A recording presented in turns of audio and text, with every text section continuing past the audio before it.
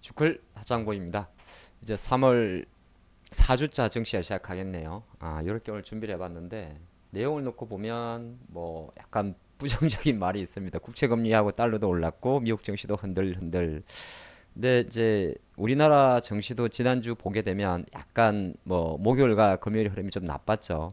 근데 주간 흐름을 보면 약간은 이제 윗꼬리가 좀 세게 달렸습니다. 뭐 아직까지 한 4주 연속 제자리에 멈춰 있고 코스닥 같은 경우도 일봉을 놓고 보면 없던 어떻게 보게 되면 2월 이후로 단 한 번, 두 번 정도 있었군요. 이때 이제 2월 하순경에 3일 정도 하락이 있었고 또 기분 나쁜 음봉이 좀 있습니다. 주봉으로 놓고 보면 뭐 사실 별로 잡히진 않고요. 근데 미국 증시를 이제 월봉으로 보게 되면 미국 증시도 마찬가지인데 주봉으로 보게 되면 반도체 지수가 2주 연속 약세가 좀 보였습니다. 그러면 연초 이후 딱 두 번째가 되고요. 반기도 자주 끼면 안 된다고 하죠. 자, 그리고 나스닥 같은 경우는 주봉을 놓고 보면 나스닥 같은 경우도 주봉 기준으로 요 정도 자리가 있긴 있었는데 6주 연속 제자리입니다. 치고 가지 못한다는 거죠. 그리고 2주 연속 약간 약세 흐름이 좀 전개가 되고 있죠.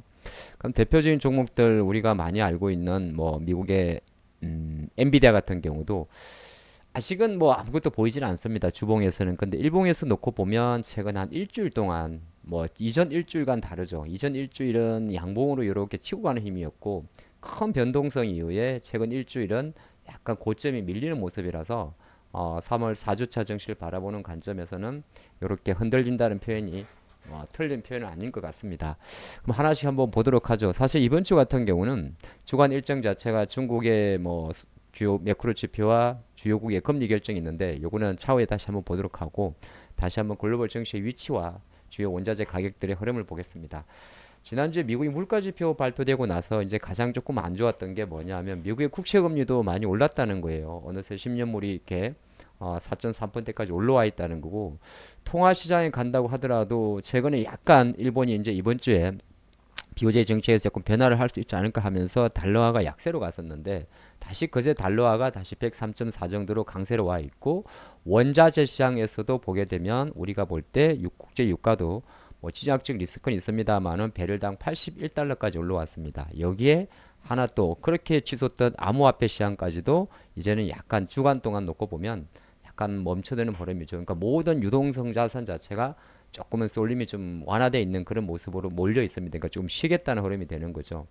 그런 관점에 놓고 보게 된다면 충분히 약간 3월 4주차의 정식 관점에서는 그렇게 우호적이진 않지 않을 수 있을까 그렇게 분석해 볼 수가 있고 주 일정을 한번 보게 되면 중국의 소매 판매가 있는데 전망치가 놓고 보면 소매 판매 고정자산 투자 산업 생산에서 고정자산 투자와 산업 생산은 약간 컨센서스가 나쁘질 않습니다. 근데 중국 경제 50%를 차지하는 소매 판매는 조금 나빠요. 그래도 중국 같은 경우는 최근에 놓고 보면 뭐 그렇게 많은 큰 변동성을 보이고는 있지는 않습니다. 거의 최근 춘제 이후에 멈춰 있기 때문에 물론 멈춰 있다는 건 좋은 건 아니죠. 여하튼 중국도 멈춰 있습니다.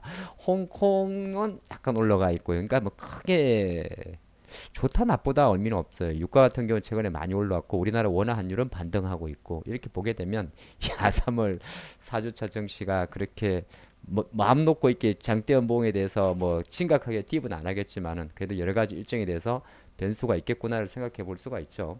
조금 더 달려보면 그래서 제가 조금 더 구체적으로 준비를 해봤는데 다음 주 일정에는 중국 판매가 있고 또 이제 우리나라 수출입 발표가 목요일 날 있습니다. 그러니까 이제 이런 거 같은 경우는 뭐 반도체 수출이든 뭐 예를 들어서 조선이든 자동차든 좀 기대해 볼 수가 있겠죠. 뭐 기타 다른 수출 데이터에 따라서 뭐 양극재 뭐 2차전지도 볼 수가 있는 부분이 되긴 되겠고요. 근데 그리 액티브하지는 않고 보통 수출 발표 나오면 대부분이 반도체에 많이 포커스를 맞춥니다. 그리고 금리 결정 있는데 거의 동결이 유력합니다만은 이제 점도표하고 경제 성장률 전망치가 나오기 때문에 변곡기를 준다면 아마 우리 시간으로는 20일 오전이 될 수도 있겠죠. 보통 보면 목요일날 변동이 많죠. 이거를 조금 미래에서 자료로 디테일하게 보게 되면 월화수목금 있습니다만은 다음 주는 중국이 수요일날 20일날 금리 결정이 있고 영국하고 호주가 19일날 화요일날 미국이 수요일날 그리고 목요일날 영국까지 있습니다. 그러니까 일본, 호주, 미국, 영국, 중국 다섯 개 국가가 모두 금리 발표가 있는데 거의 시장 예상은 동결 우위로 가지 않나 보는 거고 가장 중요한 FMC 같은 경우는 우리나라 시각으로는 21일 날 새벽에 발표가 될 건데 시장에서 주목하는 포인트는 금리 자체는 5.5% 동결 하지만 그쵸.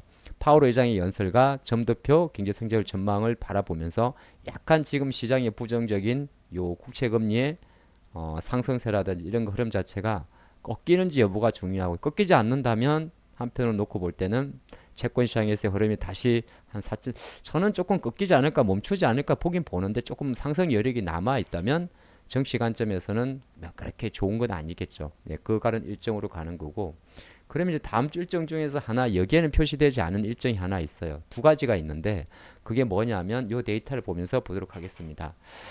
월요일 날 이제 열리는 게 엔비디아의 GTC 2024죠. 제가 걸로 한번 쭉 적어봤는데 이게 5년 만에 열리는 대면 행사고요. 코로나가 있었겠죠. 주제가 상당히 많더라고요. 뭐 생성의 AI 포함해서 가속 컴퓨팅, 로보틱스, 우주항공, 자동차, 운송, 헬스케어 한 1000개 정도 기업이 참여한다고 합니다.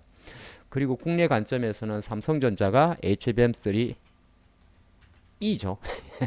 5세대 12단위 실물을 공개한다고 예정을 하고 있고요. 오타가 왜 이렇게 많아요? 네. 그리고 약간 데이터 중심 컴퓨팅의 CXL을 주제로 발표를 한다고 합니다.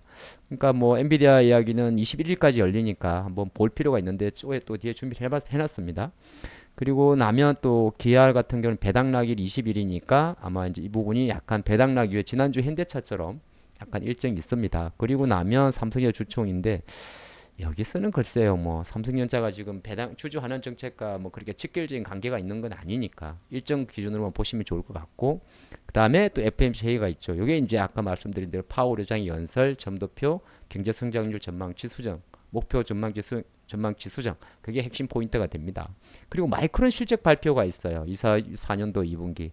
그러니까 다음 주 초반 같은 경우는 약간 경계감하고 실망 매물이 있고 대부분의 변곡일이 목요일 날 또 몰려 있습니다. 그러면 우리가 월, 화, 수 관점에서는 약간 제 생각으로는 시장 매크로 관점에서는 조금 눌릴 수 있지 않을까 전망은 해요. 전체적인 관점에서. 그리고 수출입 지표 발표도 목요일 날 있기 때문에 대부분의 시장 터닝 포인트가 다음 주 목요일에 많이 몰려 있을 것 같습니다. 뭐 기타 개별주 상장이 하는 게 있고요.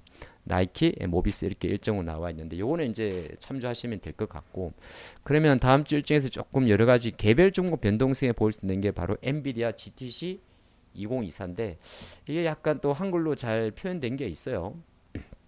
제가 보니까 세션이 이렇게 많이 나와 있는데 워크숍이 뭐 이렇게 한국말로 나와 있습니다. 나와 있는데 요 보면 키노트가 한 1080개 정도의 이제 주제가 좀 예정돼 있는 것 같아요.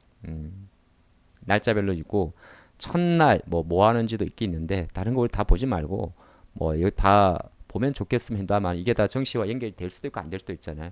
밑에 토픽이 있어요. 토픽이. 이거 보면 아 Accelerated Computing, 컴퓨팅 툴란 테크닉 이런 내용이 하나 있고요. 예, 그 다음에 AI 모델에 대한 AI 모델과 개발에 대한 일정이 하나 있습니다. 눌러보면 뭐 나오긴 나오겠죠.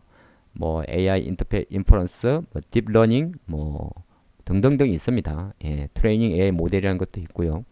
AI 컨퍼런스니까 비슷한 건 다 있겠죠. 그 다음에 역시나 또 여기도 AR, VR은 있습니다. 물론 이제 CS라든지 뭐 예를 들어서 MWC만큼 강하진 않겠지만, 네, 뭐 콜라보레이션, 디벨롭먼트 뭐 이런 것들이 있습니다. 그리고 보면 컴퓨터 비전도 있고 비디오 어널리틱스도 있고요.